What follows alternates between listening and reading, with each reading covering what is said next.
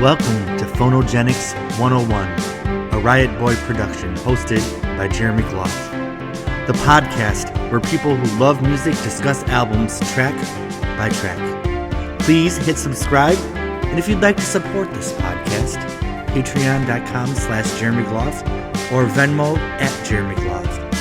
And now, on to the music.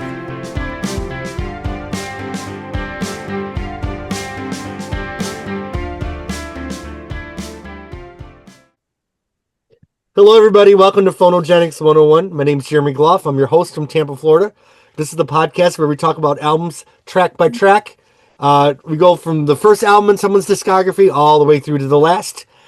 This is my crew here. We started with Eurythmics, and now we're doing Annie Lennox solo. And we just have a couple episodes left until the season is over. I'm on a streak this week because I did 3 podcasts in 6 days. So, wow. Woo. Let's just keep it going. Let's keep the ball rolling. All right, so tonight we're talking about the 2007 album, Songs of Mass Destruction. Before we go into that, though, we have a little side note. I feel like the Into the West song is a pretty important part of Annie Lennox's discography. So it was from Lord of the Rings. Does anybody have anything to say about this song? It's a beautiful song. Said it is very beautiful. I mean, it's an awesome song. Yeah.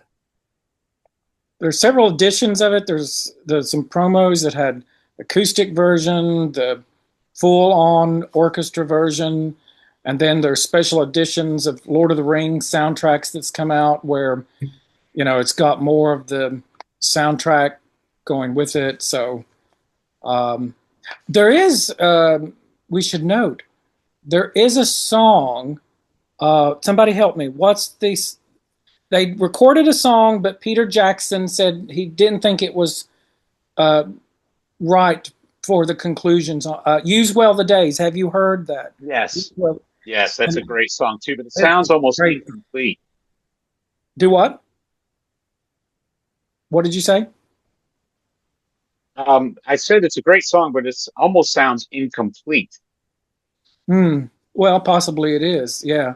I wish it had made. It's never been on any audio special edition of any of the Lord of the Rings. It's on a documentary where they use it and you hear the whole song. But I've always been disappointed that it's not made like an audio edition. But it is a cool song, but it doesn't have the gravitas, perhaps, of Into the West. Now, Into the West was on the closing track of the third movie from the trilogy, right? Right. It's a conclusion. That's where they won all the Oscars. They gave them all the Oscars for the third movie. And Annie won some awards for it herself, correct? Yeah, she won the Oscar. She won an Oscar for it, the Golden Globe, Grammy. Her Oscar, she's absolutely beautiful on the Oscars. Just it's one of those things where you could tell this meant so much to her that she won that. I'm talking too much. Somebody else talk. You are not. You never talk too much, Mark. Everybody on this podcast is a pleasure. So, all right. Any other thoughts on Into the West?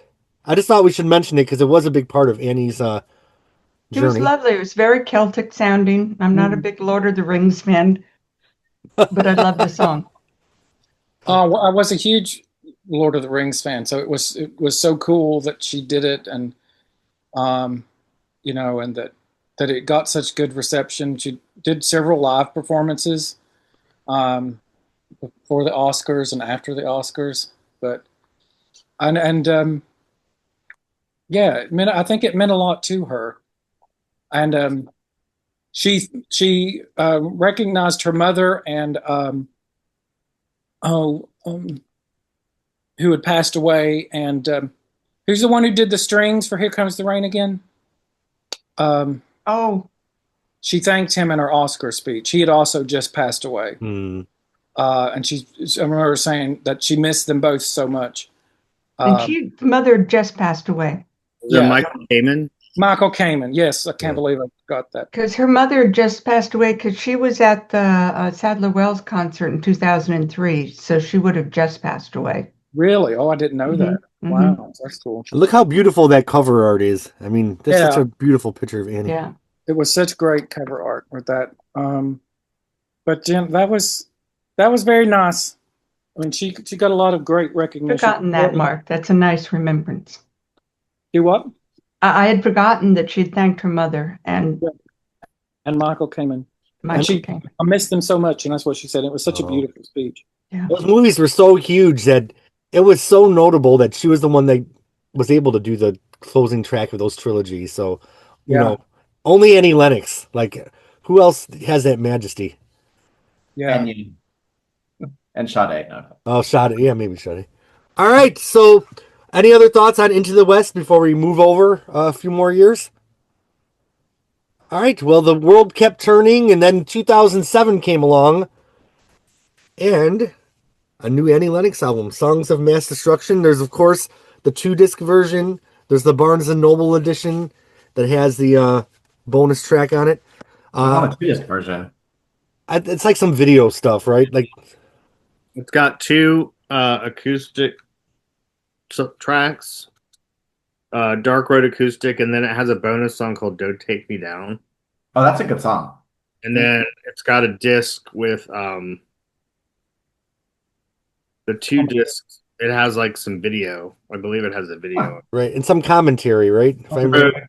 Video, commentary, and bonus material. Huh. I'll have to pop it in the DVD. All right, so the big news with this album is she was working with a different producer. It was Glenn Ballard, correct? Who we all first knew of Glenn Ballard through Wilson Phillips. Then, of course, he was the producer of Jagged Little Pill and the subsequent Atlantis album. So, any thoughts on Glenn Ballard? I think Wilson Phillips is a great album. That's a great album. Yeah, I'm friends with Really his. had a touch. Who are you friends with? I said I'm friends with one of his sons. Oh, cool. Oh, really?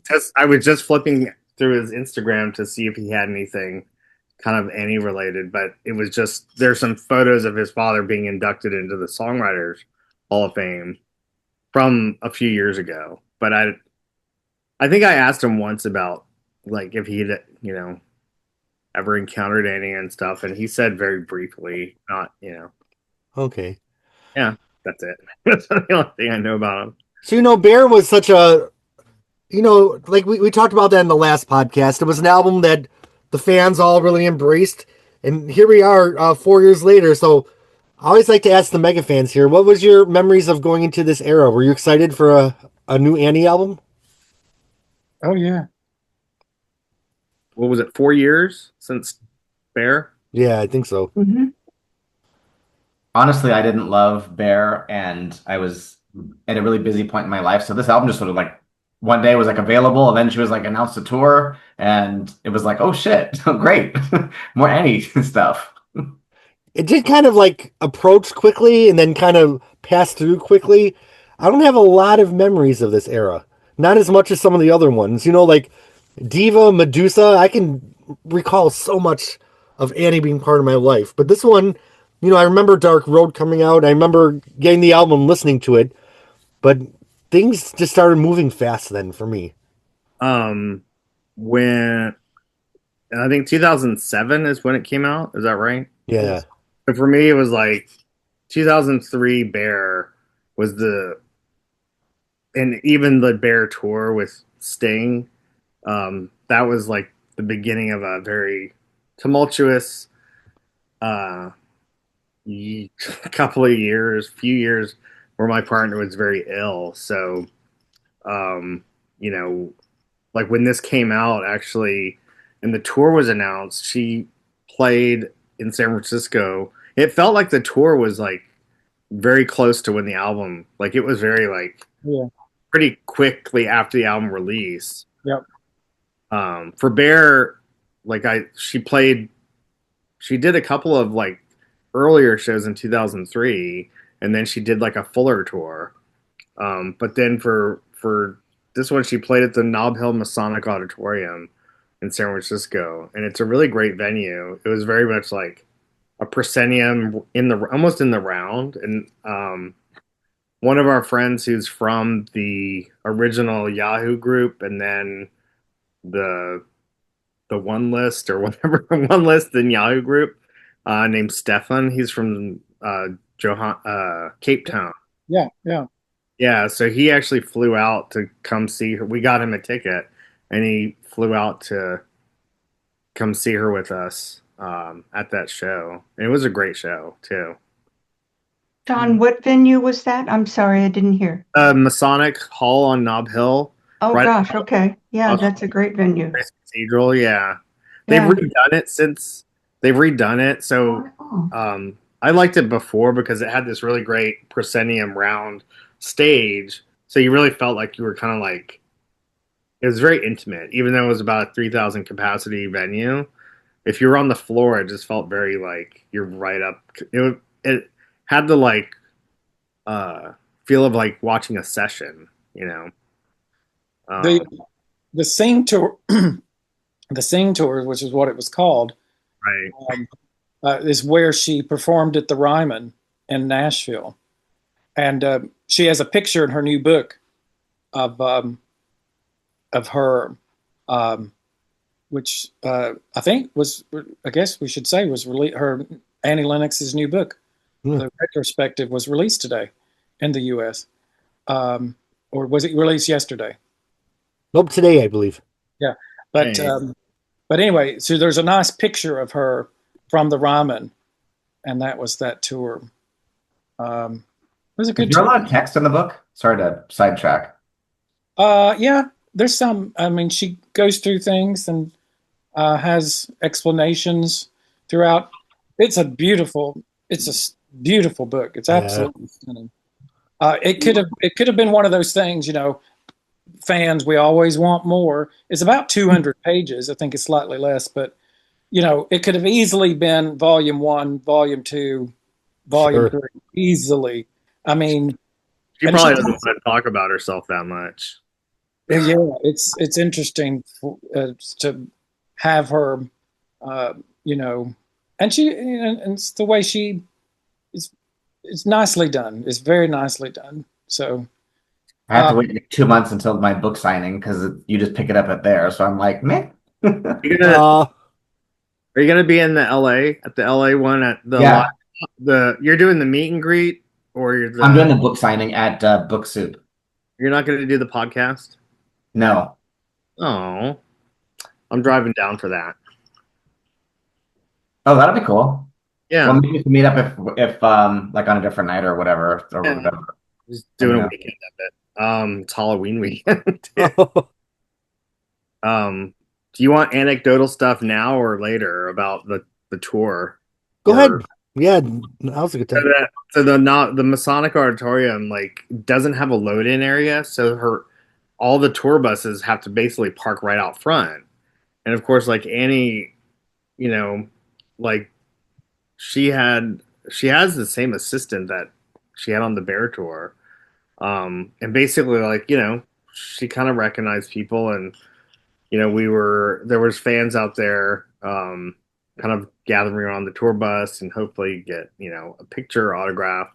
And I had worn my really thin, worn out Touch Tour t-shirt 1984, and I mean the thing really like shouldn't be worn anymore. That it was that thin, but so we got to line up and meet her after the show when she came out, and I brought a Sharpie, and I didn't have anything physical to sign, like, you know, before I had her sign the program from Bear, but I had the t-shirt, and so she first looked, was like, "What are you signing?" I was like, "Shirt," and she started like stretching it out and kind of signing her name on it, and I said, "I'm never gonna wash it again." And then so she kind of was like, "Well, we better like scruff it up," and she like kind of like basically kind of gave my chest a noogie. Oh. Like, really. And then she drew an arrow to my nipple and circled it. Oh. I love it. And you've never washed it, right? Of course not. I actually have to. I want to get it framed. I haven't. I got to find the right framer for it. Yeah, you got to get that framed. That's A respectful framer. Because no, I just thought that was such a down to earth, and she was really very fun to meet at that meeting. She was very engaging to meet with us. I met her a couple of times after the shows, after the ramen in Wisconsin or somewhere. But she was, like you said, she was really engaging and sweet, and it was nice. It was very unexpected. So I saw her in New York at the United Palace Theater, and she did the same thing where they like lined everybody up, and then she like everybody went on the bus like really quick and just said hello, and she signed a thing or whatever, and she signed my Songs of Mass Destruction CD, and then I had Be Yourself Tonight, and I had to say like how much I love that record. Oh, And she's like, well, I better sign that one too. oh, Very nice. She wouldn't do photos, but I got a photo with her years later, so. I had her sign when I met her for Bear at the Orpheum in San Francisco. She signed a page from the tour book, and then I brought the 7-inch sleeve for Belinda because she did the art for it. So Wow. getting the artist to sign her work, like the song and the art. yeah. cool. So, all of Annie's albums, we had Diva, we had Medusa, we had Bear. So, when this album was announced, I thought it was, first of all, interesting we had a different producer. Second of all, we had a title that was more than just one word, Songs of Mass Destruction. And then, of course, this is the cover artwork. So what did you guys think of the title and the album cover artwork before we get into the songs? Did you like the artwork? Yeah. Yes. Yes. Mm-hmm. Yeah. Yeah. And I think, It's very Annie. It's very Annie. yeah. I think if I'm remembering right, someone correct me if I'm wrong. I believe she asked Dave. She was looking for a producer, and she asked Dave because Dave has worked with Glenn Ballard, I think on the Ghost soundtrack that he did. Ghost. Oh, yes, that's right. And Stevie Nicks in Your Dreams, they did together. And I think he recommended him. So, and I think that was a good change. I would say it was nice that she had a different producer. And I think this album, by the way, I think this album is the most Eurythmics of her solo albums, if that makes sense. I would agree with that. Yeah. And at a Christmas party, my wife's boss, the CEO of the company, he came up to me, and he's a big fan of Annie, and he just said this, so it's true, because he said, I think Songs of Mass Destruction is Annie's best solo album, and so I'm like, oh, okay, well, that was cool, and so you kind of get that from. I wasn't expecting that, but I think it's a very solid album. I really do. I think it's a very solid album. I really like a lot of it. I think we can get into it, but I don't think the record company or whoever does this, I don't think they picked the right songs to release necessarily. 100%. But it's a go-to album for me. Well, one thing that came to my mind is, I was listening to the album, and I was, on Medusa, we talked about how, she didn't give it her Annie Lennox all on some of the stuff. And on this album, like, you can tell she's really giving a performance almost in a way she hadn't since the Eurythmics. In some of the ways she was, like, really belting it out. And there's some bangers on this album. Yeah. So I kind of wish that there was this kind of formula now of starting with the slow song every time. What if this would have started with a fast song? Like Love is a Stranger. You know what I mean? Like, and it's on here. I think you hit the nail on the head on that. And that's what I was meaning on, like, picking different things. That's exactly, you're absolutely right there, Jeremy, that she'd almost become, you kind of expected the Dark Road aspect, and I love that song, sure. But those bangers that's on this album, and they really are. And I think that would have been better had they almost reintroduced her to to the world as this person who could really belt these songs out. So yeah, I mean, that's why it's a really great album, and it's I guess it's her least successful album of all of them, which Yeah. is a shame. including the one that comes next, the Nostalgia. I mean, it came and it went pretty quickly. It didn't make much of a huge mark like even Bear, all the rest of them did. But it is a song, and we should say it just got re-released on vinyl. Right. Last month or so? Mhm. So for the first time since 2007. So which was nice. It did get released on vinyl originally. When did she do the Olympics ceremony? 14. Yeah. Okay. It was that many years after this record, I guess. Yeah. When were their London Olympics? Wasn't it Let's look it up. 2012? I don't know. I just Well, like from a style standpoint, it kind of even her like her Olympic appearance kind of remind me of that. This sort of, I mean, the album, the artwork itself has this very, I mean, it's very stylized and 12. 2012. Oh, so like Yeah. 5, but it has this sort of epic look to it, Which is different for her, isn't it? I mean, it's a creation. It's not she's so great that all you need is Annie's face. Right. But this was a more stylized album cover than she really has ever done. They'd never really done anything like this. It had been her. Diva. Yeah. Come on, divas. Well, Diva, but it's still her face, and it's a photograph. But this is, the flames, and she's in the rubble.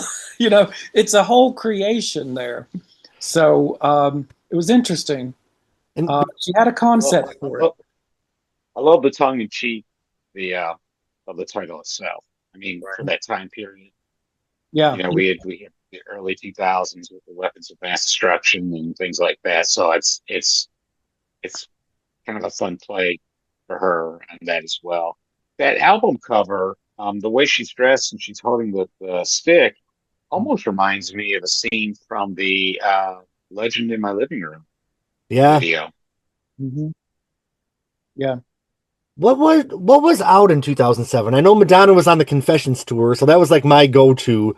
All I was listening to was like Confessions. I'm trying to think of what else was out at the time. Gaga was still a couple years away, right? Hmm. No, Lady Gaga's been around. I think she was more underground at that time. I don't Yeah, remember. but Just Dance was like 2008. So I'm trying to think of like what was on the pop consciousness and why this album kind of slipped under the carpet. It's interesting because the title was different, the producer was different, the cover was different, but I wish with the lineup of the songs and then the first single, they would have done those different too. Because I feel like without knowing it, it's like, oh, here's another Annie Lennox. When they're going for I don't really think they were trying to target top 40 radio. right. It was more AC, adult contemporary. Absolutely adult. Yeah. They left that behind by Bear anyway, and so, yeah, it was. And I think she was having sort of issues with the record company. Remember, she wasn't really getting what she wanted, and Well, didn't she go? This was not. It is Arista, but Bear was J Records, which was like a subsidiary of Arista, and this was back onto Arista. No more J Records. but Sony and Europe and England, and I think that's where she was having issues, and she wasn't getting anywhere with them. And I think it was. That's why you get the Annie Lennox collection coming up Right. right after this. Fulfilled the contract, and then she left them. Then she moved on. Yeah, but anyway, And, in 2007, that was the era of Rihanna, Fergie, Avril Lavigne, Yeah.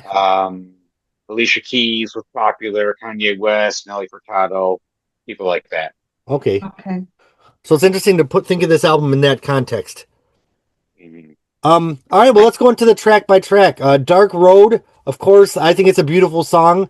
But it just got a little lost for me because it's like, okay, here's another first Annie Lennox single that kind of starts off small, then builds and gets emotional. I would have loved if they would have done something a little different for the first single. That said, though, of course, it's a beautiful song. What do you guys think of this one?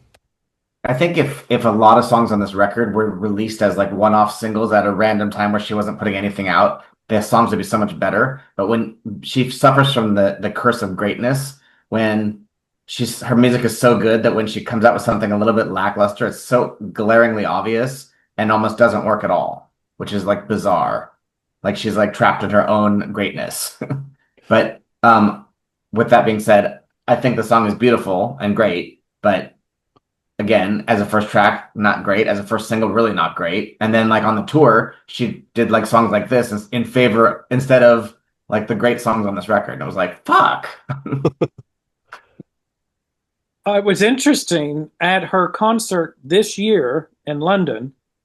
The first song performed was Dark Road.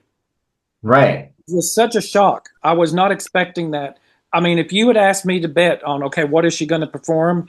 That would not have been, I would not have guessed that. And I certainly wouldn't have guessed it as the first song. So it was quite a surprise. It was cool. I wasn't expecting it. I love the video. I do love the video too for the song. And I believe she talks about it in the commentary. There's one of the editions has commentary and Dark Road. And I believe she talks about that it was one of the last songs or the last song, or it came in very late in the process. So, and how she came about writing it. And it came about from going to the studio every day through Hollywood and seeing all the people around and lots of homeless and different things. Oh, that's right. Inspired the song. And they all fit in the theme. It is a concept album, I think, again, with the title, Songs of Mass Destruction. I think there is a concept. There's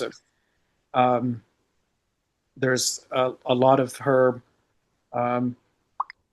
feminist, iconic songs with it. So it's a good song to start, but I agree with it. Was it the right single to start? And maybe, it's hard to tell. Like someone said, this was never going to be a top 40 kind of album, even as good as some of the songs are. I think Dark Road is something that people would expect her to do.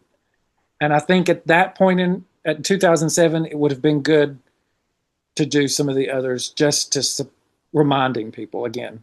And I feel like it's one of the most Steven Lipson sounding songs on the album. You know what I mean? It didn't, Glenn Ballard did take her into some different places, but this song, it was kind of like the Nothing Really Matters. Even though William Orbit produced it, it sounded a lot like an older Madonna song. And I also feel like I remember hearing Dark Road for the first time, like, oh shit, Annie's still depressed. But that's a really good point, Jeremy. That it does. You're absolutely right. It does sound very much like Steven Lipson, doesn't it? Yeah, you're right. All right, Lynn, you had your hand up. Well, I like this song, and this is going to be, I hear you guys are talking about it, and this song means a lot to me, and I'm now going to tell kind of a long story. Forgive me, you guys. I've talked about having a depression problem throughout my life, and there's one line in this that really speaks to me. There's no water that can wash away this longing to come clean. And then I'm going to go back and tell a really personal thing, and then a little bit more personal. So when I was in the drama department, when I was a kid, I knew Robin Williams.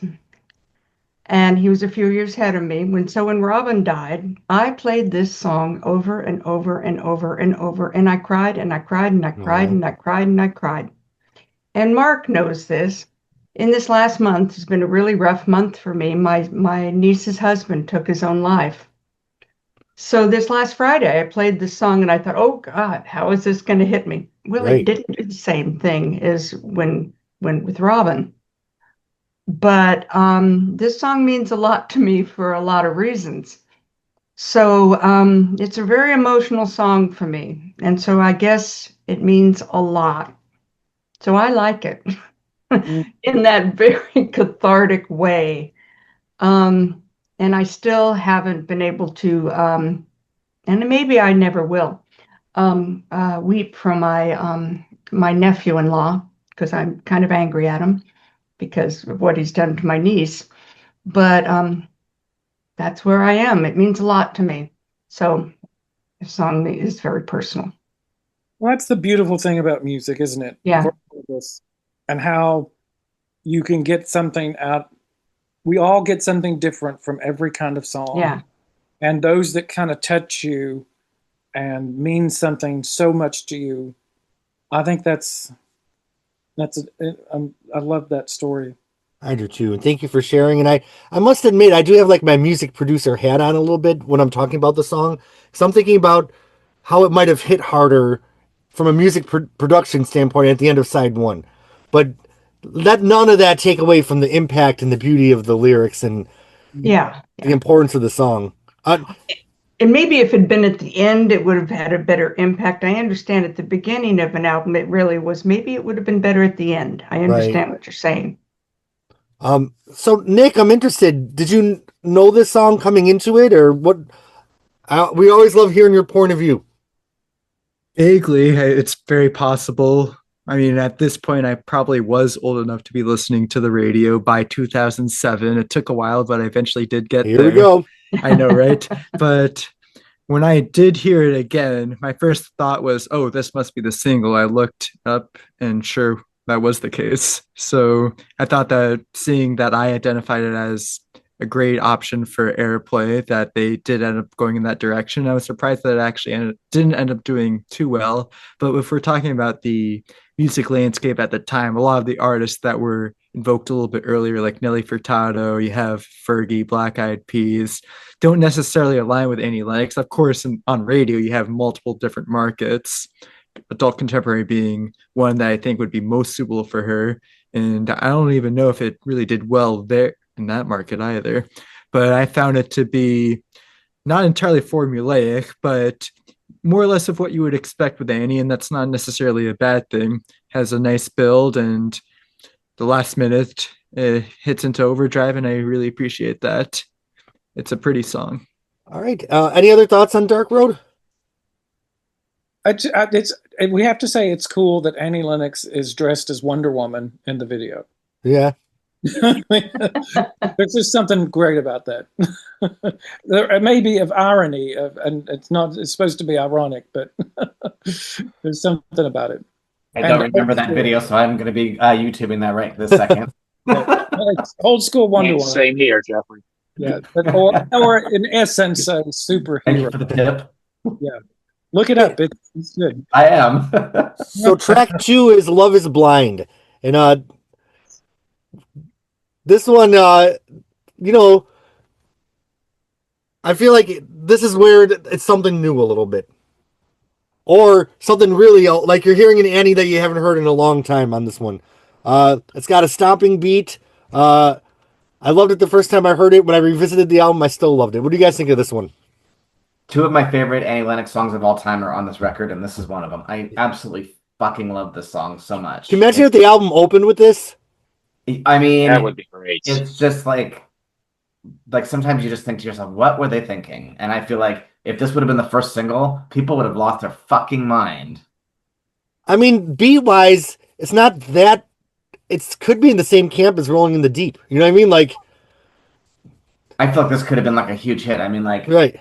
It's contemporary. It's like a classic veteran artist. I feel like this could have appealed to a huge chunk of the population. It's catchy as hell. Have some gay club mixes. Have some mixes for the club. I mean, it just, like, every time I hear the song, I just think to myself, what were they thinking? And then, like, she didn't play this on the tour, and I was just like, man, Like that's just Imagine that piano starting and she walks out on stage. I feel like she should just randomly drop this as a single, like just like now, like just do it. Like people won't know that this was on another album, and like it would be a hit. Absolutely. Everything you just said, everything. Yes. Um, it would have been. I really, really wanted to hear her sing this live. Me too. It would have been so good. She would have killed it. As good as, and just, she's always so good live. That's the thing. And it's so good on the studio version. Dear God, what it would have been live. When's the last time we heard her sing like this? You know what I mean? Like Here. yeah. Yeah, it was, yeah. I love the lyrics. I love the lyrics. Everything about it. The call and response, and just and that I don't know if it's the bridge or what, but I got so much trouble getting into this, can't decide if it's hell or bliss. Sometimes I feel like I don't exist. Cut my veins and slit my wrist. Goodbye, goodbye. That's all she wrote as she tied that knot around her throat. Wipe my eyes, dry my tears, wait for you for 1,000 years. Oh, I know. I know. Her pen was on fire. Yeah. Is that a missing verse from Beethoven? that's so good. Yeah, it would have been yeah. And didn't you guys, when you listen to this album, because I haven't listened to it a bit, I'm like, oh shit, this is the Annie Lennox that did Savage. Oh shit, this is Annie that's saying I've Got an Angel. You know what I mean? Like, you just are reminded of who she is and what she's done on this album. Annie as Wonder Woman, by the way. Oh, there we go. They owe sweetness. When will you be mine? Yeah. Yeah. Every part of the song is like freaking great. It's like Love is a Stranger. I mean, it's like it's like all these years into her career, she makes a song as good as fucking Love is a Stranger. Yeah. It's very much in that vein, and much what this song, other songs on this album, in her, she's really great at taking something and there's a little bit of repetition, but she's doing something with it. It's the conclusion, tired of being down on luck, tired of being beaten up, tired of, tired. And she does that so well. She's such a great lyricist. And it really shines on this album. Mm-hmm. I mean, honestly, like the album rating goes up like almost to the top because it has this song and another song that we'll get to on it. Because it's like, man, what the hell? She was just on. I'm so anxious to find out what your other song is. I know.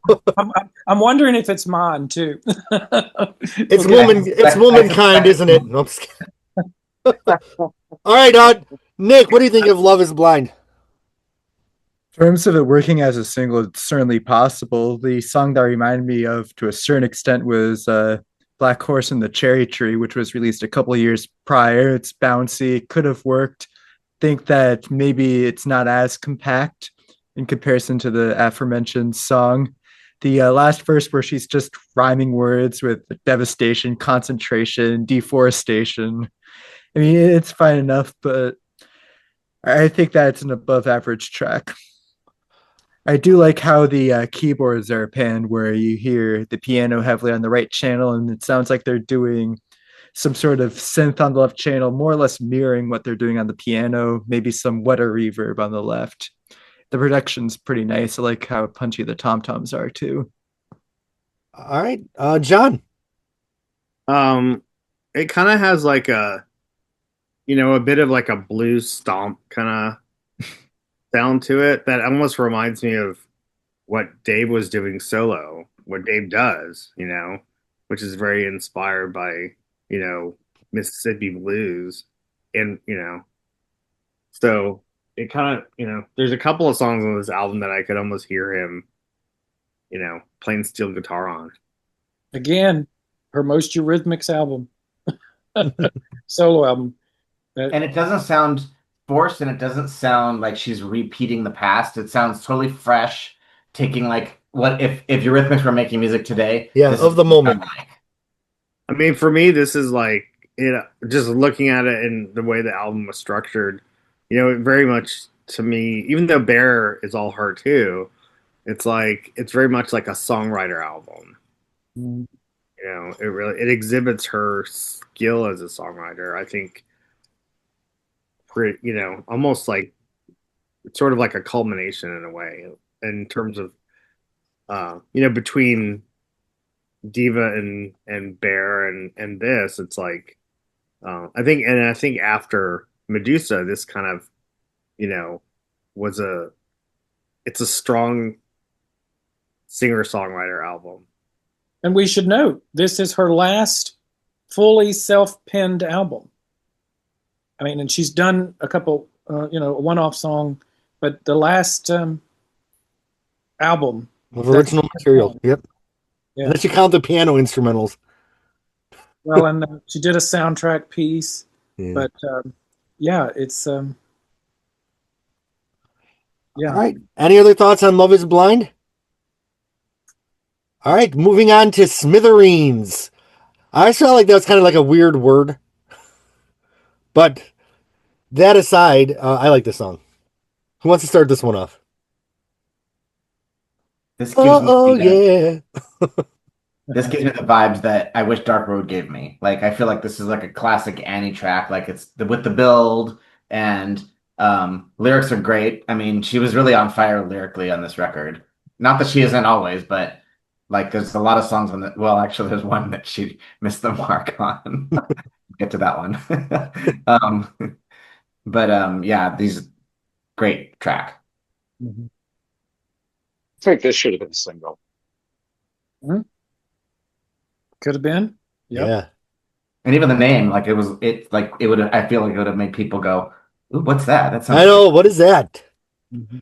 Because I feel like Dark Road, like, if you put like Annie Lennox in Chat GBT, like, name an Annie Lennox song, like Dark Road would be like, wouldn't be as far stretched. But Smithereens is kind of like, oh, what's this? What's she doing here? I don't think she uses the word correctly every time when she's in a sentence, but I'm going to give her artistic license on that. No. Yeah. All right. Who else wants to jump in on this one?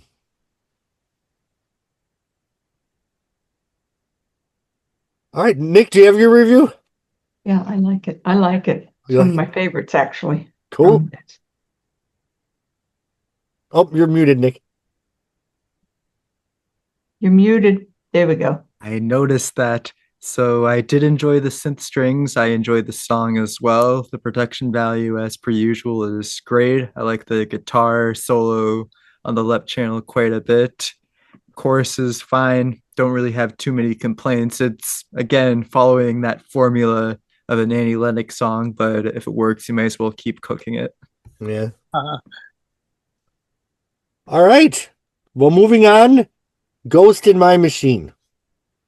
yeah. Now, this is the one I'm like, open the fucking album with the song. Yep. Like, just open the fucking album with Ghost. Can you imagine the like you put in the album, that's the first thing you hear. Holy shit. I mean, we haven't heard an Annie Lennox album like that. What's the last time she opened with an up tempo? We Two Are One. Mm. Yeah, the Zydeco on it, everything. I love I this. know the Zydeco. It's great. Love this song. Is it the other song you were? But she did perform it in concerts though, so we're gonna give her that. And if you've seen the concert she did for the BBC, and she's banging on this, she's singing and she's banging on this giant drum. I adore that. It's just such a great performance. She's hitting this drum while she's doing it. It's so Annie Lennox. I just feel like she gave us a vocal performance that reminded me of the singer that did the album Be Yourself Tonight. Like, she just let it out. She let it wail. And we haven't heard that in a long time like this, I felt like. This should have been, in my opinion, this should have been a single. And absolutely should have been a single. I've got a video in my head. So if you know anyone who does art, that I'd love to say, here, you draw it, I'll tell you what I want to do. But it's just I love this song. It's probably my favorite song on the album. The gay clubs are ready for the remixes of this one. Like Another one that's, I mean, I feel like another missed opportunity for this You know, she could have released like 3 fast songs and 1 ballad, and it would have been like, I think this album would have been had a different. Yeah, it's great. I love the lyrics. I think there was a lot of the record company, they weren't going to spend a lot of money on it. They weren't going to do a lot of singles. They didn't even do singles for Bear, really. So I just think it was, release it, people buy it, it's Annie Lennox. And there wasn't that kind of promotion at that time. But man, you're right. It's the singles that could have been on from this album. And a different era, this could have been Totally. a album. Yeah. Totally. It's really frustrating because she put out such a great record and then it just like didn't do what it could have, I think. Mm-hmm. Yeah. But it's interesting because like some veteran artists did come out with albums, even like I think of Donna Summer's Cran's album. Like that was a big album for her. And that was even a couple years after this. So it wasn't unheard of for veteran artists to still be able to get some traction. I feel like the record company could have done more, and I think there's a chance it could have been effective.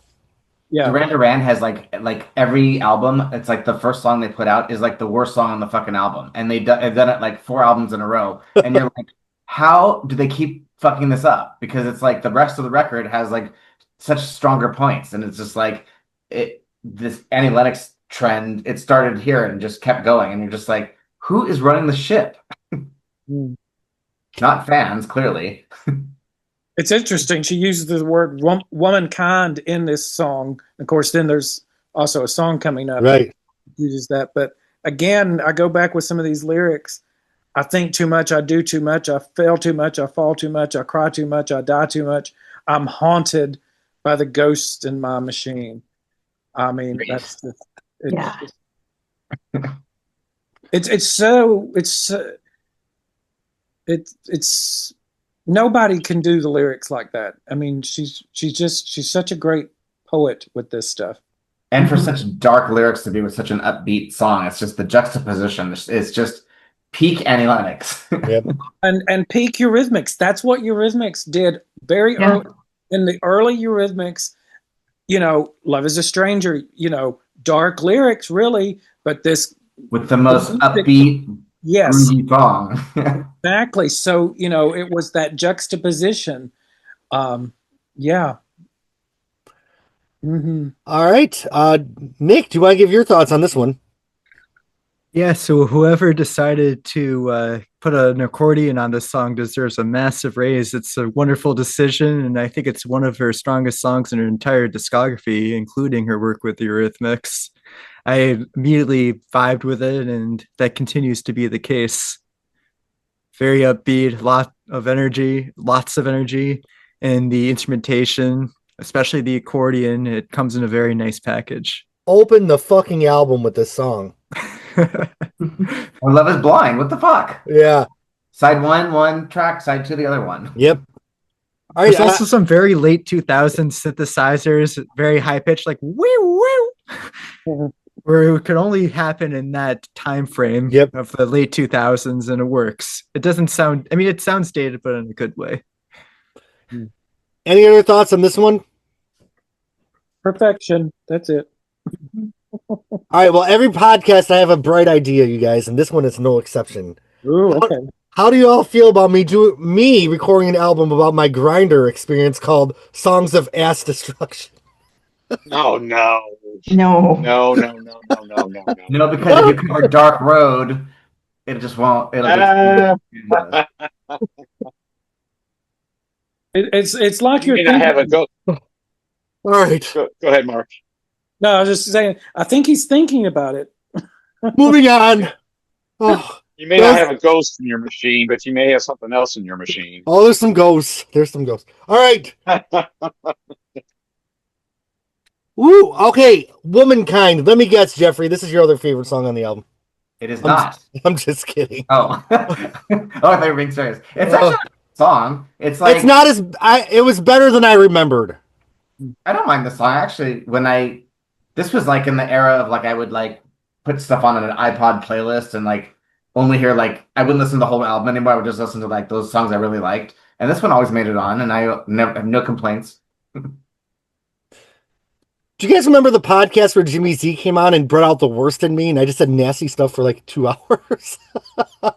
Okay, back to Womankind. She's doing the like we haven't heard that since Touch, right? It's very like right by your side modern version. Yep, the modern version. I like It's that. good. I like when she does those little vocal gymnastics. Bloop bop bloop. They actually seem to be having fun in the studio again, Yeah. a little bit, a little freer. Adding. And I love and I believe there's a rap in the song. Yep. Nadira X, and it's so good. But I remember, I believe I'm right on this, that she said she asked her daughters, should she do the rap? And they said, no, Mom, no, you can't do the rap. Now remember, Annie did do the white girl rap on Money Can't Buy It. So Yeah. so it's not, but I think her daughter said, no, Mom, you cannot rap on this album. So she got Nadira X. Now, have you all heard Nadira X's song with Annie? No. It came out like somewhat recently, right? Probably about 2010.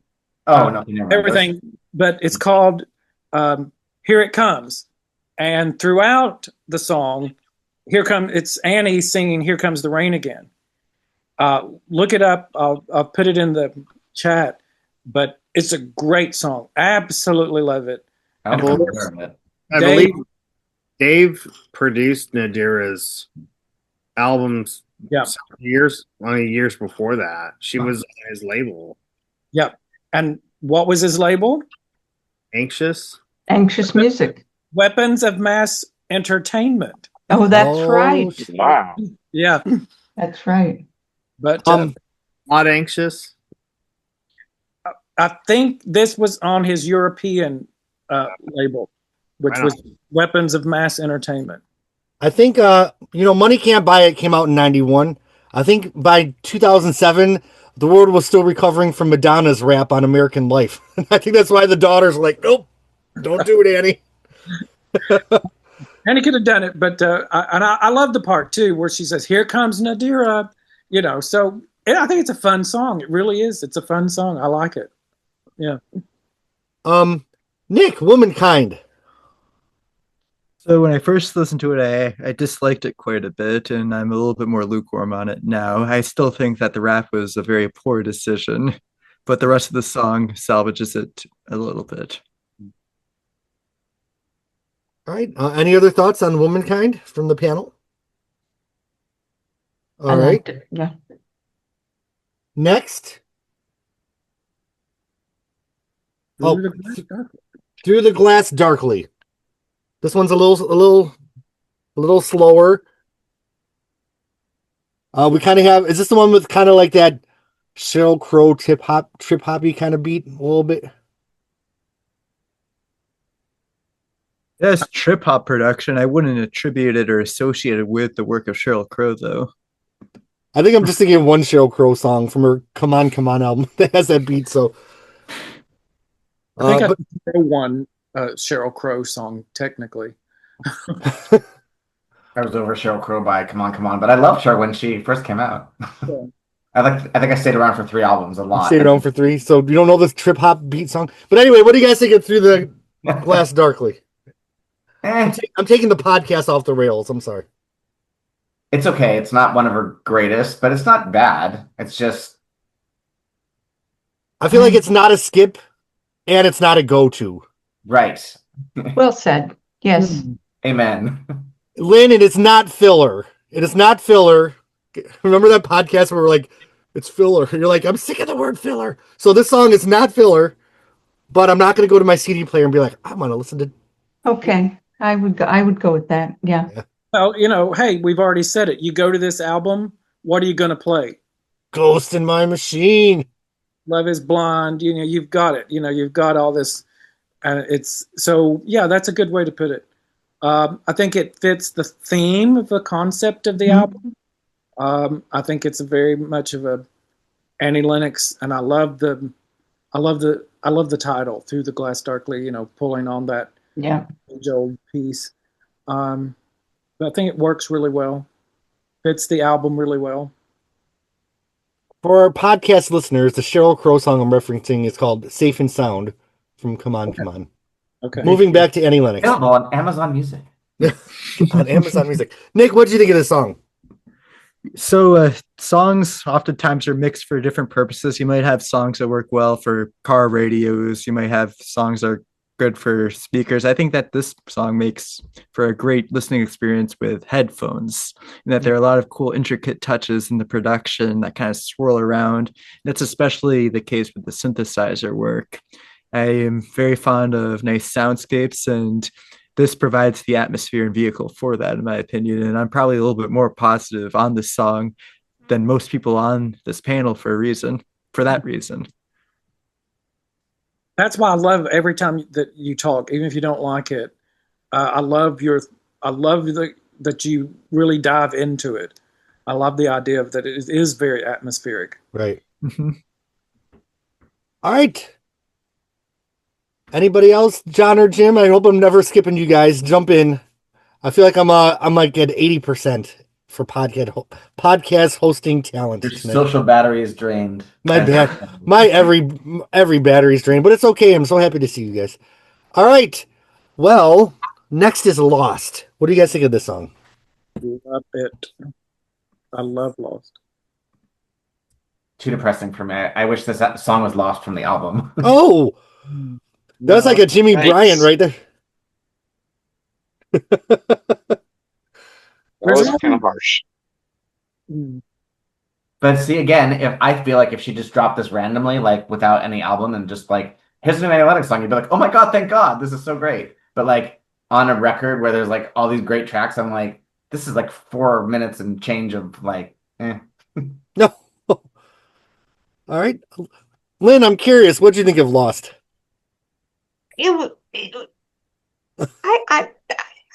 Words fail me. You've No, lost. I like it. Okay.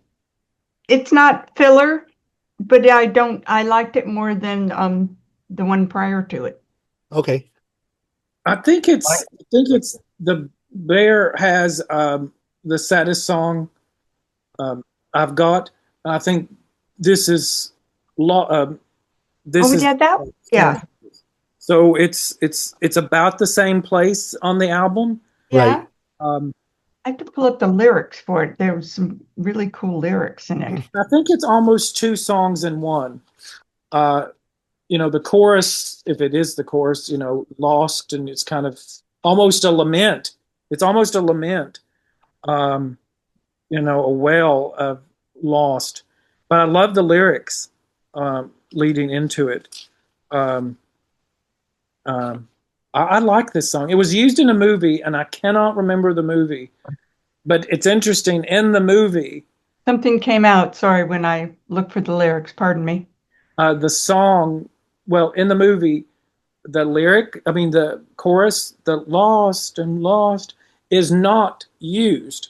It's just the verses. Oh. And I cannot remember the movie. It came out at the same time. So it was when the album was out. It's actually a go-to song for me on this album. Okay. It's one of my favorite songs on the album. Wow. Okay. But I love the bangers, and as we said, but I also love the melancholy songs. You like the bangers and the mash. Yeah. Okay, that's it. Nick, what do you think of the song? So I'm probably a little bit more willing to throw the filler label on this track, although I do like the heartbeat percussion. It sounds like a buffalo drums being used, something similar to that effect, where it's on the right channel.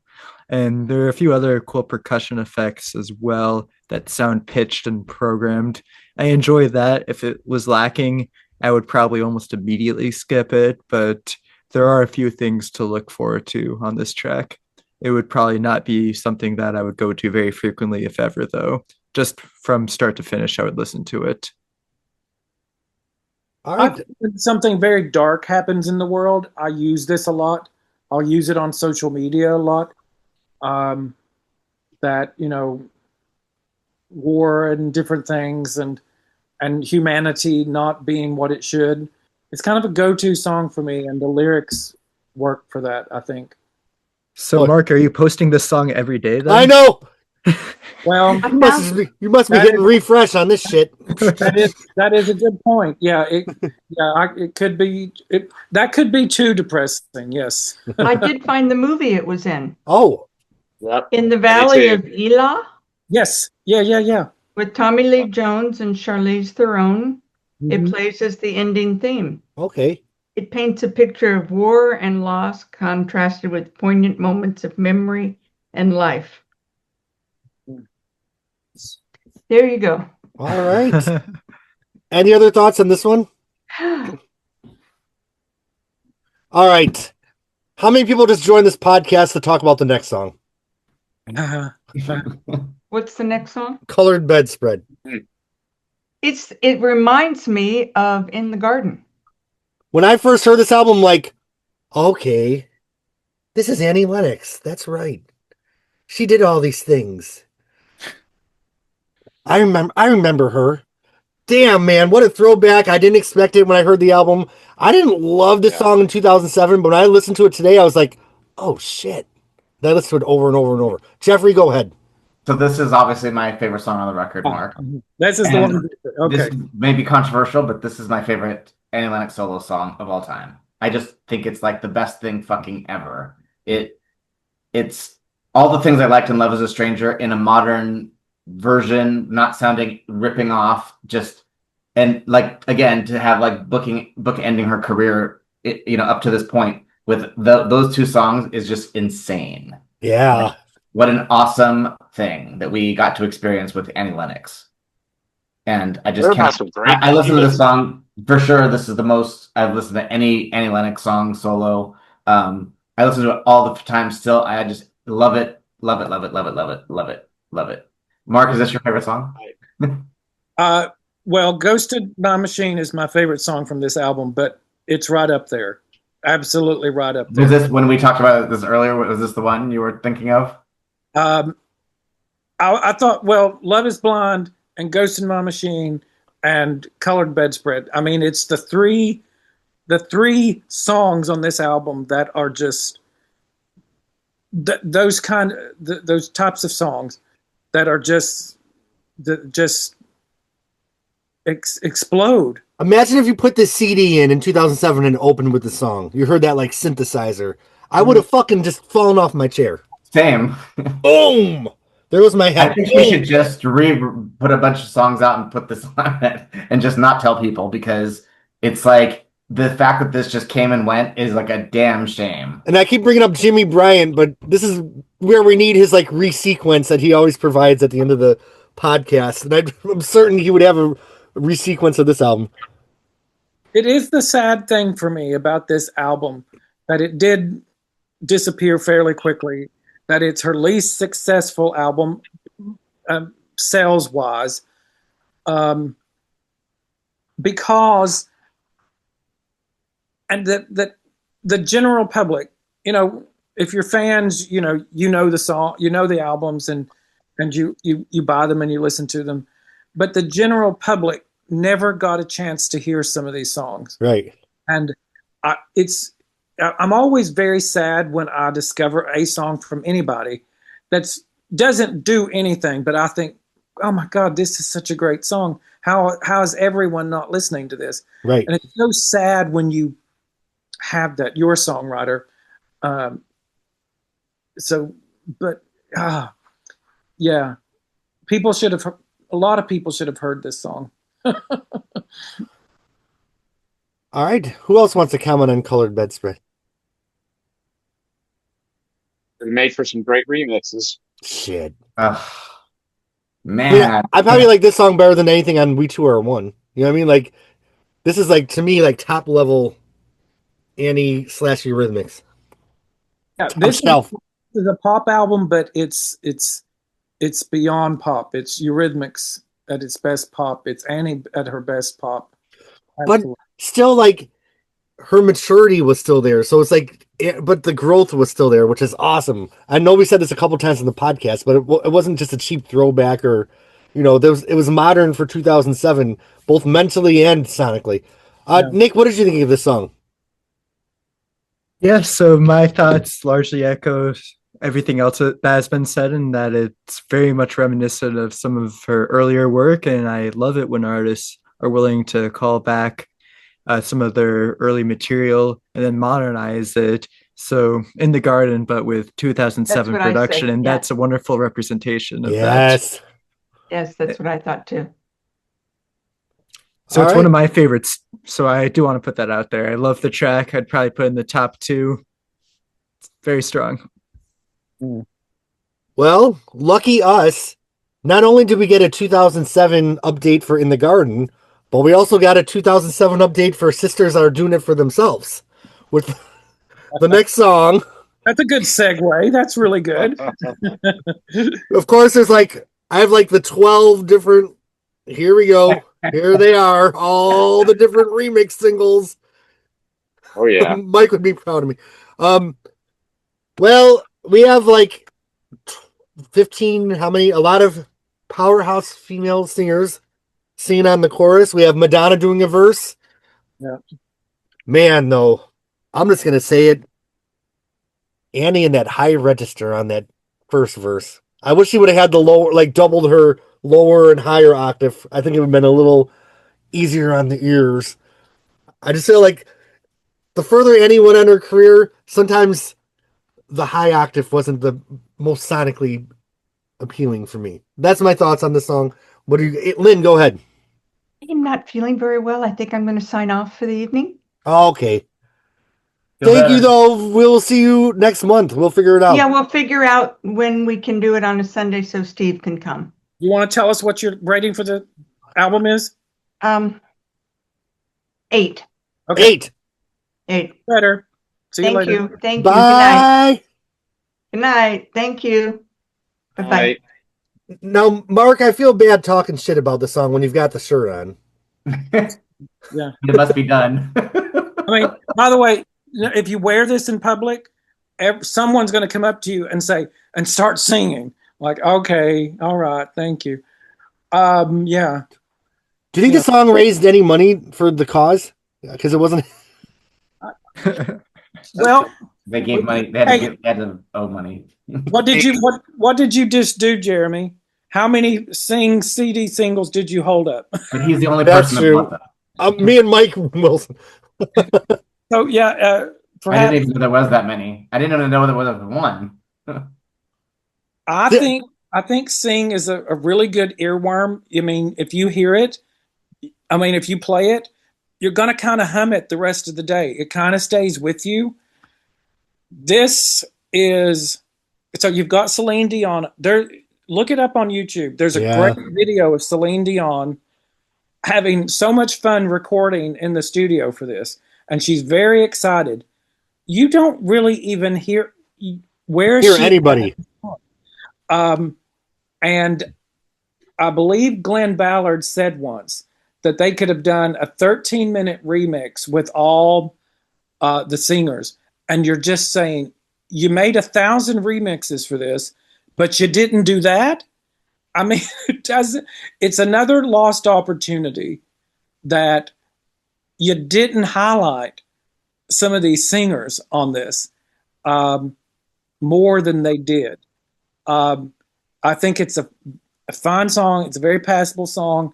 Again, I think it's an earworm, but it's the lost opportunity that they didn't do more. And Annie does say that she wasn't expecting Madonna to sing the whole second verse. And you can find this, and she said, but she did. And she was, I think it kind of thrilled Annie that she did it. And, you got to say, Annie and Madonna, a duet in essence, that should have been big, but I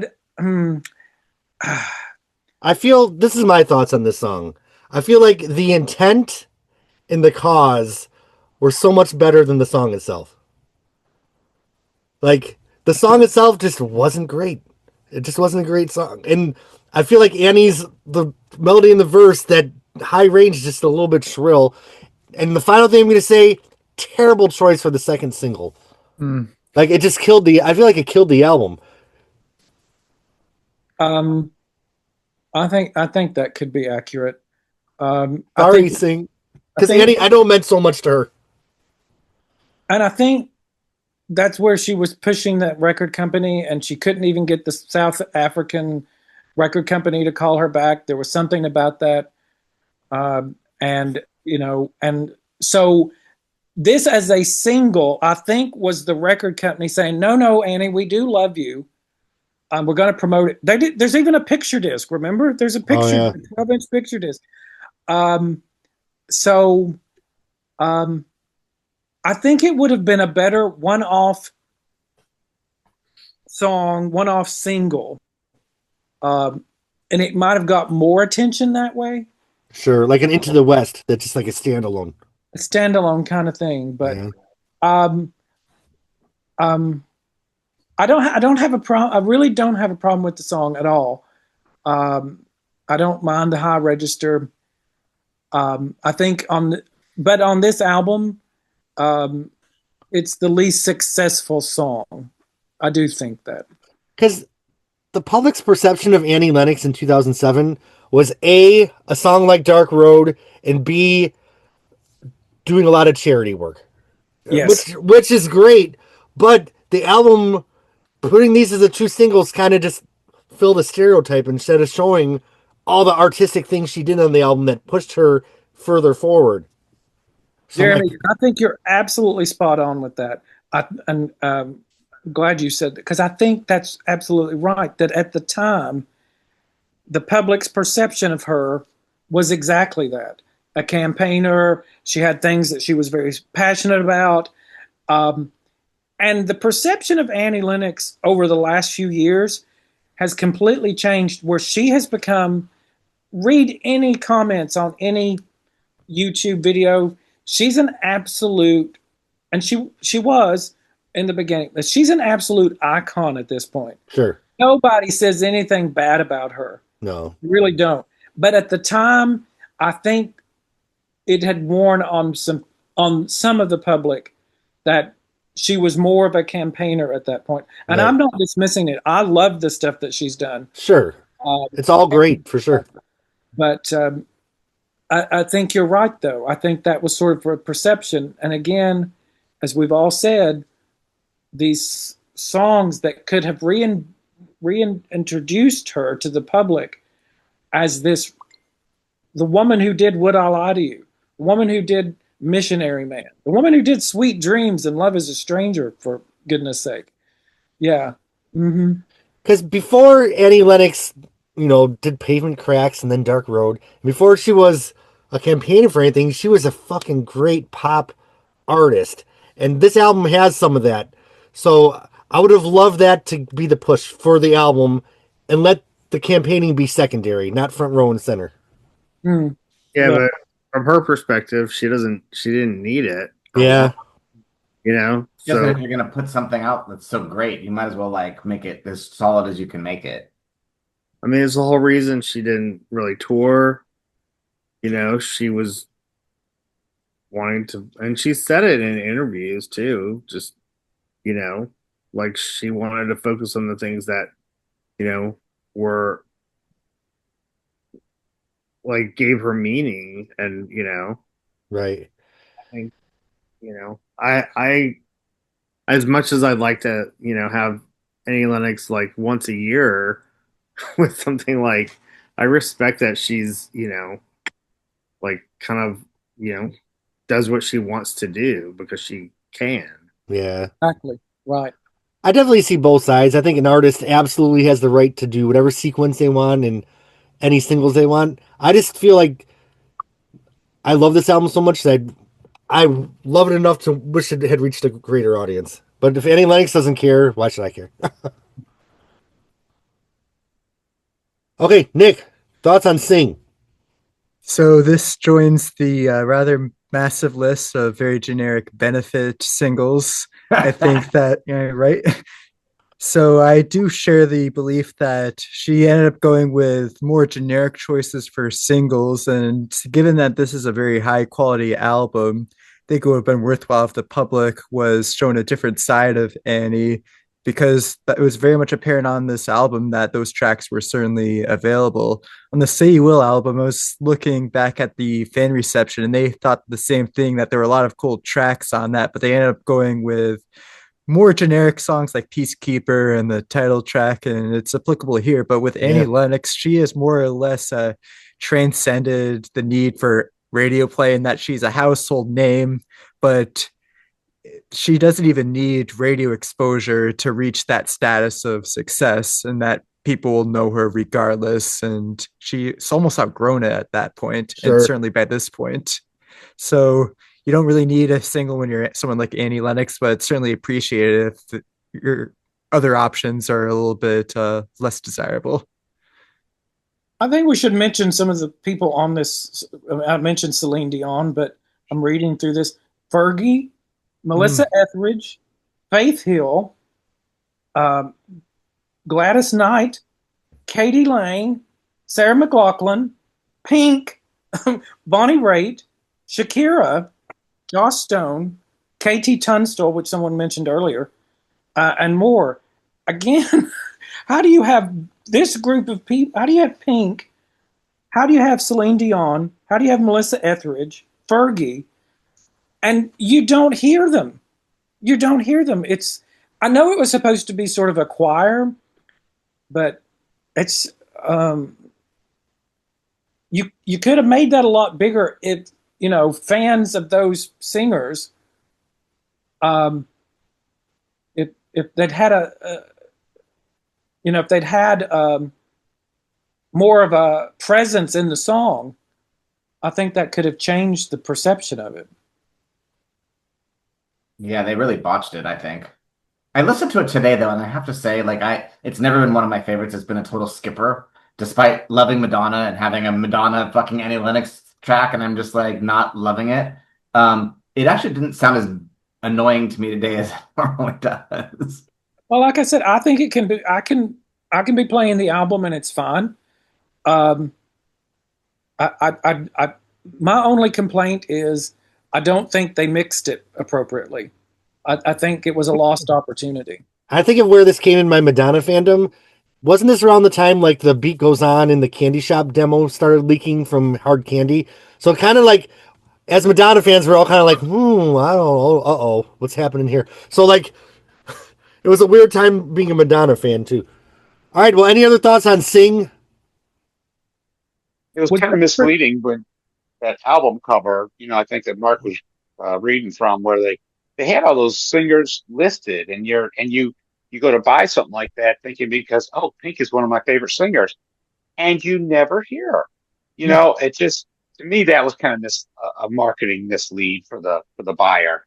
To list all those people, and you don't really hear them sing singly. It's like where they listed Debbie Harry on that song with Dolly Parton and all them. You don't hear Debbie Harry at all. What was that terrible song? Well, and then there was the Lana Del Rey song where they the fans were so mad that they couldn't hear Lana Del Rey. They re-recorded it, and she was able to sing more. Who was that? It was a Lana Del Rey and Taylor Swift song. Oh, Gotta Be You from 80 for Brady.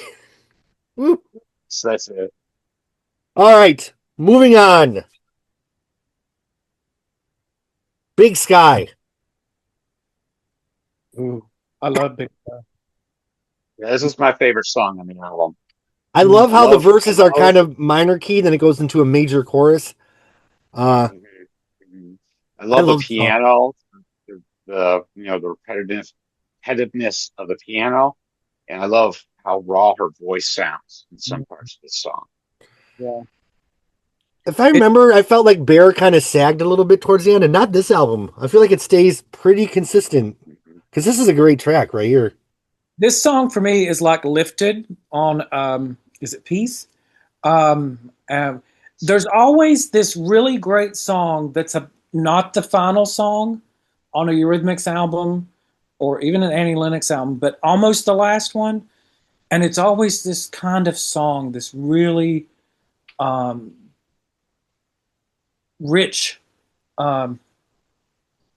song, vocals and lyrics. And is this the one? fell through the vortex of the sky. Is that it, Jim? Yeah, I believe so. I'm looking at the lyrics right now. Oh yeah, I think I've printed that out. I slid through the vortex of the sky. Darkness and light is what's inside. Darkness and light is what's inside. Yeah. Again, I go back to these, that she's doing it again on this. When I'm breathing, when I'm sleeping, I can't think of nothing else. All my longing, all my waiting, all my wailing, all my standing on the shelf. How am I ever going to get through this? Back to myself again. Oh, Would you say like Twisted was kind of one of those songs from Bear, like right towards the end of the album? exactly. You're right. Yes. Yeah. Mm-hmm. I love this song. Yeah, love I do it. too. And of course, Kate Bush has a song called "Big Sky" on her biggest album. Oh, Hounds of Love. He On does. Hounds of Love, yeah. But I love this song. It's an absolute go-to for me. All right. Any other thoughts on this one? What does Nick think? I don't. We lost Nick. I guess We've lost Nick. we'll have him catch up when he gets back. All right. All right. Well, we have one more song on the album proper. Fingernail Moon. Is that the name of it? Mhm. Yeah. Yep. I think it's a pretty song. It's a pretty closer. John, did you have anything you wanted to say about Big Sky before we move on? No, Okay. it's a good song. I mean, it's, I don't think it's filler either. It's exhibiting her singer-songwriter Yeah. skills. Oh, Nick, I you're have back. returned. Yes, Big Sky before we move on. I have been listening. I just got a quick snack. That is all. Oh, I'm not probably as fond of this track as the others. I far prefer Kate Bush's Big Sky song. of course. I'm like, of course, course. I mean, how can you beat Kate Bush? It's very difficult to accomplish that. Andy Lennox. I don't know. Very good, Jim. I mean, I know it's not the right audience to say that. It's the exact No, wrong Kate audience. Bush is in my top 10 of all time. So there could be a Phonogenics Kate Bush series someday. Ooh, I would definitely participate. Yep. All right. Well, Fingernail Moon. A pretty closer. I don't have a lot to say. I think it's nice. Yeah, agreed. I think it's a beautiful song to end the album. It's a beautiful song. You know what it reminds me of? We'll be talking about this on the next podcast. This could have been on Nostalgia. Now, having said that, what do I mean by that? It's a very classic sounding song. It could have been a song written in the 1930s, 1940s, a lot of the songs that she covered for Nostalgia. It has that feel for me, this kind of old classic song. But, it's also, she has done some of the lyrics before. I'm just a girl. Now, I think it was on, of course, it was Peace. I'm just a girl with my head screwed on. But this is, I'm just a girl with my feet on the ground. I'm just a girl with my head going round. I feel so sad. But it's a great ending. It's a better ending than Oh God from Bear. Let's say that for sure. I mean, it doesn't take a lot to to really accomplish that. Okay. Nick, Fingernail Moon. I also don't have a whole lot to say about this. It's just a pretty ballad. Yeah. It's a pretty bad. I'll leave it at that. Okay. Any other thoughts on this song? What about that Barnes and Noble bonus track? Another missed opportunity to take one of the shittier slow songs off the album and put that on there instead. Though it's not the greatest track and it's a little derivative of something else on the album. Which is like weird for her. She must have recorded it like in the same session. And they were like, what? But either way, I would have preferred that over take one off one of those ballads and put something like that on there. Don't Take Me Down is the name of the song. Yes. Correct? Yeah. I always wondered. Now, she always said that. What's the opening track? Dark Road. Dark Dark Road. That came in at the very end. So I've always wondered, did Dark Road take the place of Don't Take Me Down? Did it get pushed off the album because they added Dark Road? And I always thought that Don't Take Me Down could have been a great conclusion to the album, that you go through this whole album, these songs of mass destruction, and and that you end with Don't Take Me Down, Don't Take Me Down with You, all of this angst and all of this, the songs of mass destruction. And so it's this positive thing to end the album on. Don't take me down with you. It's going to be okay.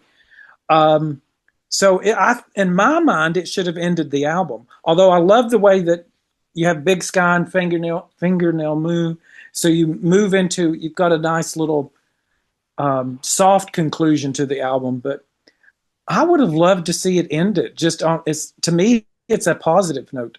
I love the song. I want to do a podcast now where like the last written song booted another song off the album. I feel like there's some in my head, but I just can't conjure it up right now. Didn't Miss You Much kick something else off Rhythm Nation? Wasn't that one of the last songs that was written? Well, sorry. Dove's Cry was one of the last songs written for Purple Rain, supposedly. Oh, okay. Which one? When Doves Cry. So look how that turned out. Okay. Yeah. All right. So any other thoughts on Songs of Mass Destruction? I want to say if anybody knows how to get a copy of Don't Take Me Down, I'm just learning about this song tonight. I'm sure it's on YouTube. It's probably on YouTube. I've got it here on my. It is. Okay, it is, but I want like an official version. Oh, So like I an guess. copy. Yeah, so I guess I need to look for a Barnes and Noble version of the album, right? Yep, I got mine off Discogs. I'm Okay. curious about the commentary. I'd love to know what she says about Colored Bedspread and Love Is Blind. She doesn't do commentary for every song, so I don't. That sounded familiar because I remember at the time I could have bought the special edition, and I remember having an acoustic version of Dark Road. It wasn't a draw for me, and then like none of the shit I wanted was on there as bonus tracks. I want to say there was another version that didn't have that extra track because I learned about it like in the Napster days or something, because I all of a sudden one day I like just found it and was like, didn't know this even was out. Yeah, the version with like Dark Road and the commentary is different than the one with Don't Take Me Down. Yeah. Oh, okay. That sounded familiar because I learned about Don't Take Me Down like way after the fact. Yep. And then like, what the fuck? Where was I? Like I missed that whole thing. And I hate when I miss those Target and Barnes and Noble editions till years later. Like I'm like shit. Some of them get kind of hard to find, and I have to have them for my collection. And there was, I believe, the first week it was released, the Barnes and Noble edition, they had to pull it and reissue it because the track listing was wrong. Oh, wow. So like it was a few days delayed because they had to fix it really quickly, and they had a huge 6-foot display, in Barnes and Noble. Have you seen? She's in a purple dress and she's laying on a colored bedspread. Oh wow! Oh, it's gorgeous. And I'd asked the Barnes and Noble. I said, "Can I have that?" And they said, "Yeah," and come back in. And so I did. And some doofus, the main part, which is, and I've got it somewhere. I don't have it in here, but the purple dress picture. She's absolutely gorgeous in it. They'd saved that part. So at least they'd done that. But they dumped the entire display. It was this huge display, and it had places where you could put albums and stuff. Oh, damn. And so it was so annoying. But Barnes & Noble really was pushing it, but they messed the first week up. Mm. But anyway, there you go. All right, so we're going to talk about one little thing before... Oh, did I cut you off? Are we ranking this? Let's talk about everything, then we'll rank. Because we do have... Nick, what he thought of Don't Take Me Down? Did you ever hear it, Nick? I did not get the chance to listen to it. Would you recommend it, though? Yes. I think you'd like it. If you like Ghost in My Machine and Love Is Blind, it's very much like they recorded it in the same week. Oh, that's promising. I'll have to give it a listen then. That's a good endorsement. All right, so 2009, was it? Annie Lennox collection? Yep. There were a couple of different editions of this, right? Yep, a deluxe edition. A deluxe edition. I have the little CD single for Shining Light.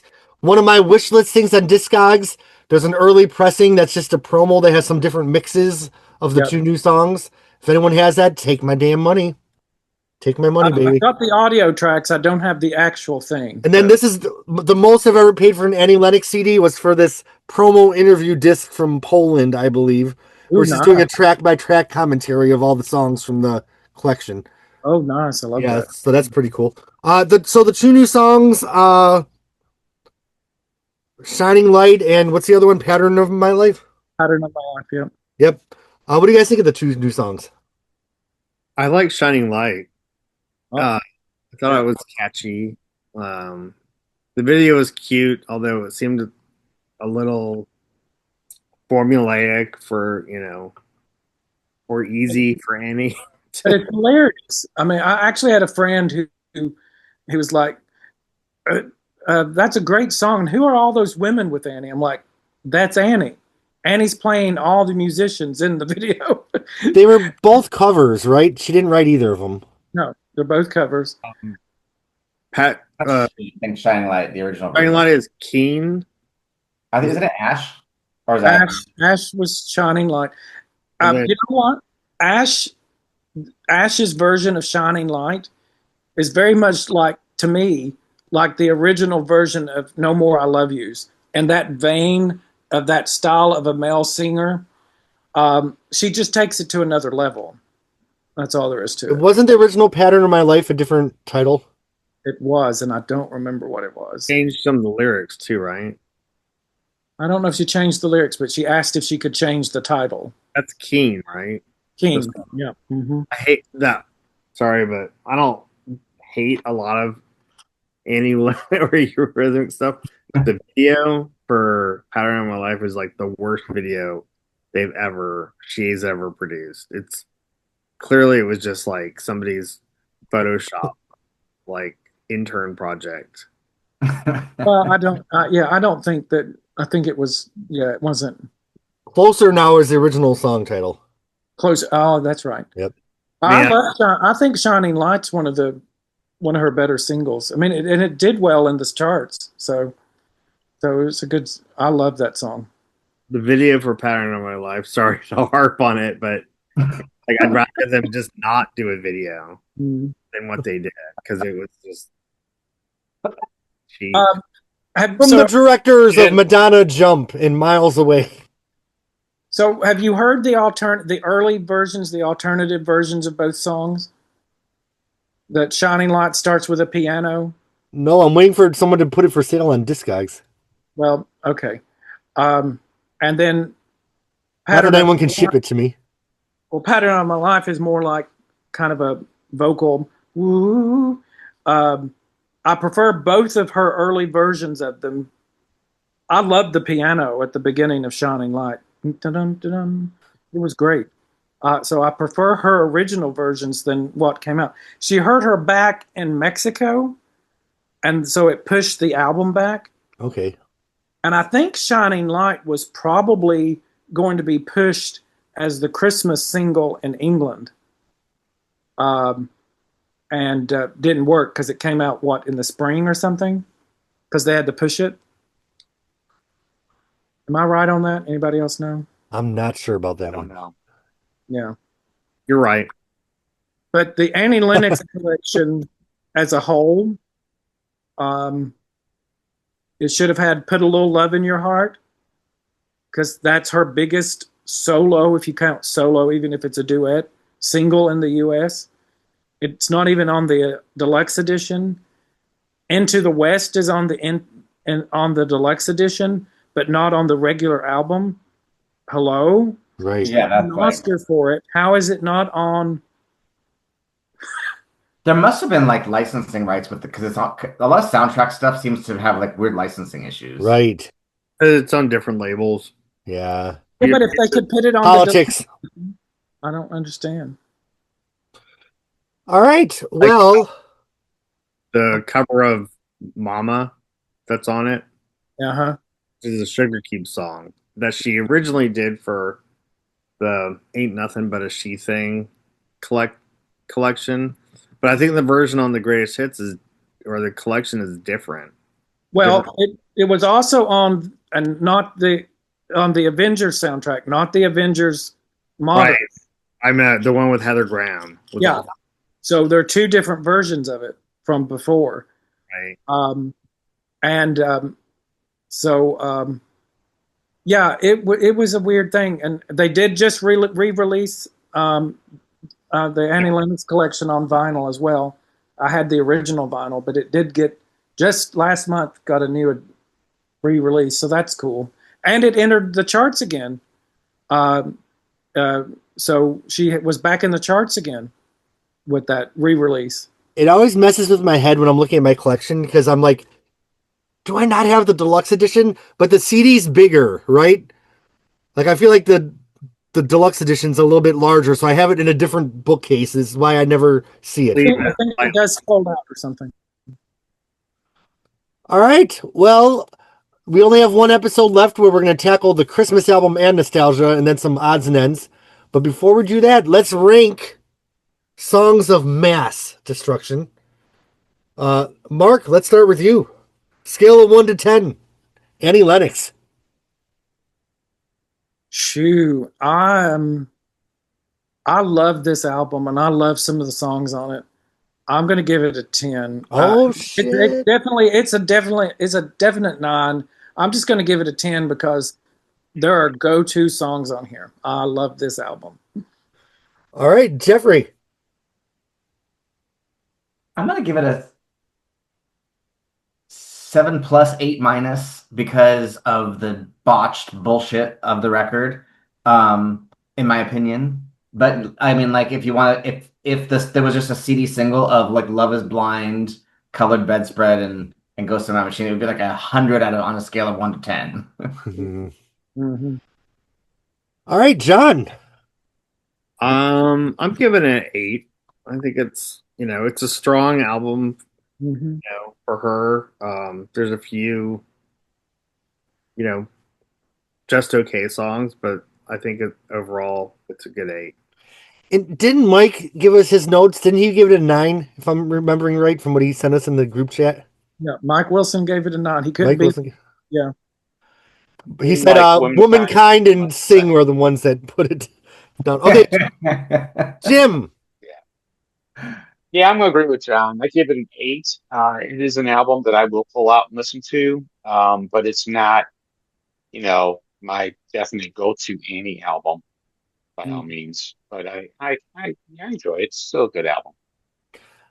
I think I probably do listen to this one a little bit more than Bear, to be honest with you. Nick. I will probably echo a lot of the reviews by giving it an 8 as well. There are a couple of tracks that aren't as strong, but the album is overall bolstered by some of her strongest material in a while, and probably in her career for that matter, the ones that I mentioned. And for that reason, I think 8's a pretty good rating. Yeah. Well, Jeffrey Dicker here is the one that always accuses me of giving every album a 10. Aren't you the one that always makes fun of me? You give every album a 10. All right. Songs of Mass Destruction. Man, if Sing wasn't on the album, it might be a 10. I think we give it an 8.5. An 8.5. Okay. So many, like, it's better than I remember it. It might go up to a 9 in the next few days when I listen to it some more, because freaking Colored Bedspread, man. Like, Ghost in My Machine. Had that been the album opener, if you put that in and heard that accordion, I don't give a shit if Sing is on the album 4 times. It would have been a 10. I want an alternate history where like those were singles and the world became like a better place. Yes. Yes. Yeah. That's great. Yeah. That's the moment where it all went bad. Everything that's happening right now. People say when certain people took office, but it was that moment when Colored Bedspread was not the lead single. Yes. Stop the steal. Stop the steal with Colored Bedspread. All right. Well, my friends, I know we're all a little fatigued with life. We're kind of on the edge and not feeling great. I thank you for taking time out of your lives to talk about songs of mass destruction. I hope I did okay, and I hope I didn't miss anybody. Did anybody want to say anything and I didn't call on you, or did I miss anybody? Everyone's happy? All right. Well, we will set it to be on your podcast. Yeah. Well, let's meet in October, and we will figure out a date and finish up the Annie Lennox discography. I will see you guys next month, and I'll see you in the chat. Thank you so much, everybody. Yeah, everybody. Bye. Bye.